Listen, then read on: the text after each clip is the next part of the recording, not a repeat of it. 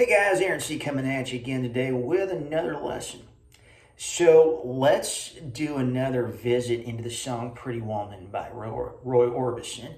Okay, if I can talk clearly today, that might help. Anyways, so let's talk. So we've got an intro, we got a couple key changes and things like that. So let's go there for a second. Okay, so we have the first opening riff off of the E.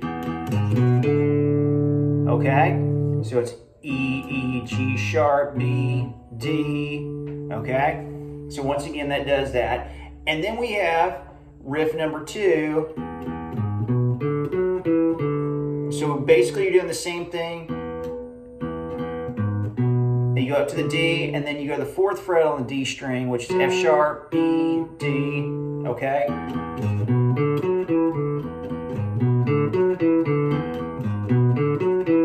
And so forth. Okay, so that's going to basically get you into the verse. So this song has multiple key changes in it because we start in the key of A to the F sharp minor.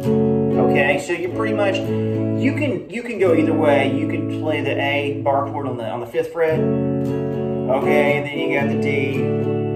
Okay, and then an E.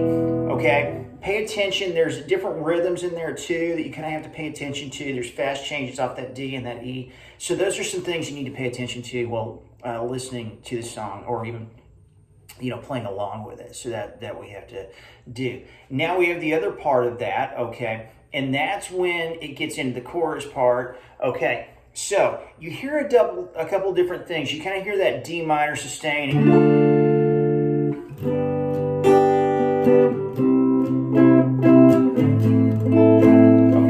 So I do that on bar chords. If you want to do that on the open, that's fine.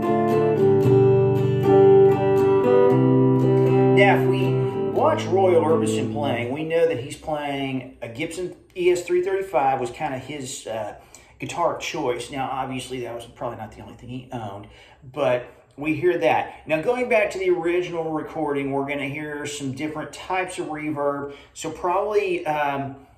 based on the year this was done, probably going to be lean more towards a plate reverb as opposed to a spring reverb, the plate being a little smoother. We might have some compression in there, but probably going to lean more towards that. Now, Roy was a Vox amp guy, so those are some things we need to consider too. If you're trying to mimic this thing, if you're doing more of the tribute thing where you get to basically nail this thing down note for note, sound for sound, okay? Apples to apples and so forth, okay? So those are, some things we got to consider there. But anyways, if you're just playing the song, the open chords are not going to basically do anything wrong. It's more when you're getting into that. We got to have that D minor, that G, that C, and that A minor. So those are really kind of the basic ins and outs of this song. The drums play a lot of that too.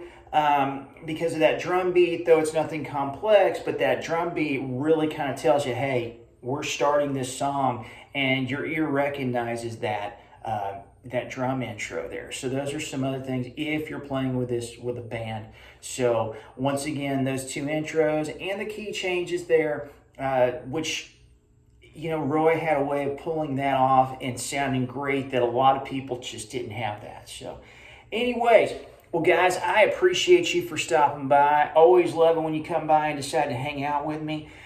Please, if you're not subscribed already, please do that. And that way, whenever I have an idea that I want to share with the world on the guitar, you will know that, and you can see what that idea is. If you're interested in lessons or have any videos you'd like to see me make, please feel free to do so. Leave those in the comments below, and I would love to hear from you. Thanks so much for stopping by. I look forward to seeing you soon.